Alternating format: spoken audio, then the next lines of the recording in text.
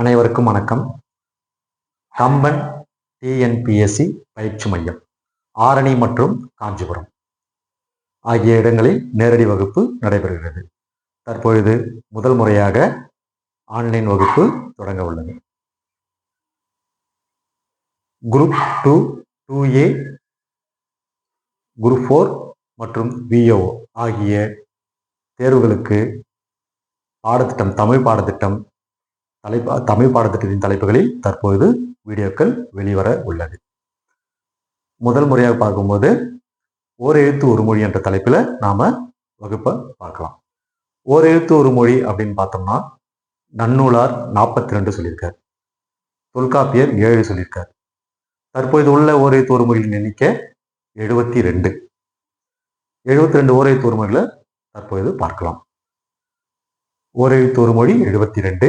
முதல் ஓர் எழுத்து ஒரு மொழி ஆ, குறில் ஆ. அவருடைய பொருளை பார்த்தோம்னா உயிரெழுத்து குறிக்கிறது. உயிரெழுத்து மற்றும் சுட்டெழுத்து. சுட்டெழுத்துன்னு பார்க்கும்போது அண்மை சுட்டா சேமை சுட்டான்னு பார்த்தா சேமை சுட்டெழுத்தை குறிக்கும். 8 என்னும் எண்ணின் குறியாக ஆ உள்ளது. 8 என்னும் எண்ணின் குறி. அழகு, கடவுள். கடவுள் எந்தெந்த கடவுளை குறிக்கும்னா சிவன், திருமால், பிரம்மன் ஆகிய கடவுளை குறிக்குது. 6ஆம் வேற்றுமை பன்மை உருபாக வருகிறது. ஆயனம் எழுத்து 6ஆம் வேற்றுமை பன்மை உருபாக வருகிறது. விகுதி எதனுடைய விகுதிகளாக வருது அப்படின்னு பார்த்தோம்னா அக்ரிணை பன்மை விகுதியாகவும், எச்சம் பெயரெச்சத்துல ஆ என்ற விகுதி வரும், வியங்கோல் வினைமுற்றுல ஆ என்ற எழுத்து வருகிறது. ஸோ ஆ என்ற உயிரெழுத்து பார்த்தோம்னா இந்த பொருள்களை தருகிறது. இரண்டாவதாக நெடில் ஆ.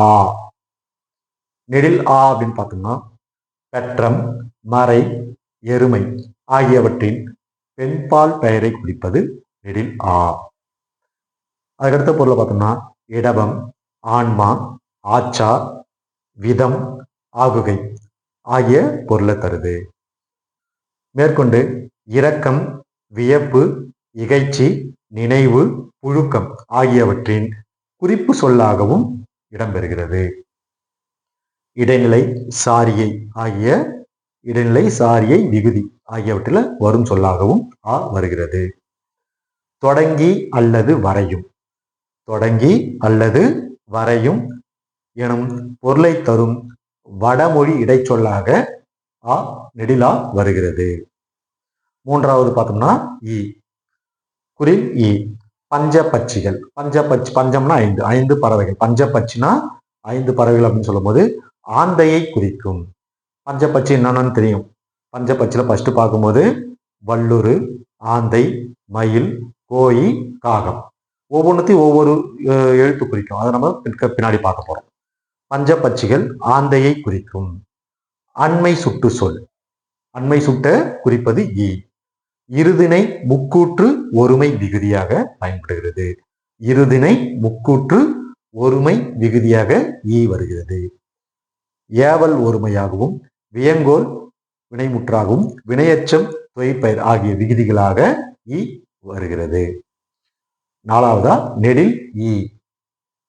நெடிலி அப்படின்னு பார்க்கும்போது தொத்த இசையின் எழுத்தாக வருகிறது. நெடிலி என்பது தொத்த இசையின் எழுத்து. பறவை ஈ எனும் பறவையை குறிக்கிறது.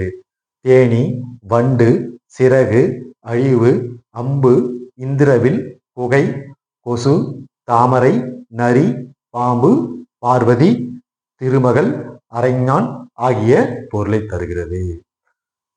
மற்றும் வியப்பு குறி. வியப்புல ஆச்சரியக்குறியாகவும் நெடிலி வருகிறது. அதுக்கடுத்து 5ஆவதாக ஊ, குறில் ஊ. குறில் ஊ எந்த பொருளை தருதுன்னு பார்த்தோம்னா 2 என்ற எண்ணின் குறியாக வருகிறது. 2 என்ற எண்ணை குறிப்பது ஊ. சுட்டெழுத்து. சுட்டெழுத்து அப்படின்னு பார்க்கும்போது ஆ சேமை சுட்ட குறிக்கும். ஈ அண்மை சுட்ட குறிக்கும். ஊ என்பது அண்மைக்கும் சேமைக்கும் இடையில இருக்குன்னு சொல்லி நம்ம டெக்ஸ்ட் புக்ல இருக்கும். 10th புக்ல அதாவது 6th புக்ல இருக்கும்.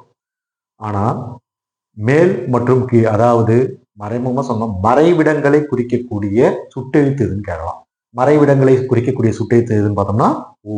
ஸோ சுட்டெழுத்துல மறைவிடங்களை குறிக்கக்கூடிய சுட்டெழுத்து எதுன்னு கேட்டாங்கன்னா ஊ. அதுக்கப்புறம் மேற்கொண்டு சிவன், நான்முகன், உமையவள் ஆகிய பொருளை தருது. செய்து எனும் வினையச்ச விகுதியாக வருகிறது. ஊ என்பது செய்து எனும் வினையச்ச விகுதியாக வருகிறது. அடுத்து நெடில் ஊ. நெடில் ஊ கைக்கிளை எனும் இசையின் எழுத்தாக உள்ளது. கைக்கிளை எனும் இசையின் எழுத்தாக உள்ளது. ஊன், இறைச்சி, உணவு, நெட்டுயிர் எழுத்துக்கள், வினையச்ச விகுதி ஆகிய பொருளை தருகிறது. ஸோ இவ்வளவு பொருளை பார்க்கும்போது ஊ எனும் நெடில் ஊ வந்து இந்த பொருளை தருது. ஓர் எழுத்து ஒரு மொழியில இப்ப நாம வெறும் 6 எழுத்து தான் பார்த்துருக்கிறோம். இனி ஒவ்வொரு தலைப்புகளில், அதாவது பாடத்திட்டத்தின் படி பார்த்தோம்னா குறில் நெடில் வேறுபாடு, மழங்கொலி எழுத்துக்கள், பொருளறிதல், மரபு தொடர், பிறமொழி சொற்கள், இளமை பெயர்கள், மரபு சொற்கள் ஆகிய தலைப்புகளில் இனி பாடத்திட்டத்தின் தலைப்புகளின் படி அனைத்து வீடியோக்களும் வந்த வண்ணம் இருக்கும். அனைவரும் கம்பன் டிஎன்பிசி பயிற்சி மையத்திற்கு ஆதரவு தருமாறு கேட்டுக்கொள்கிறோம். கம்பன் டிஎன்பிசி பயிற்சி மையத்தின் சேனலை சப்ஸ்கிரைப் பண்ணுமாறு பணிவோடு கேட்டுக்கொள்கிறேன். நன்றி, வணக்கம்.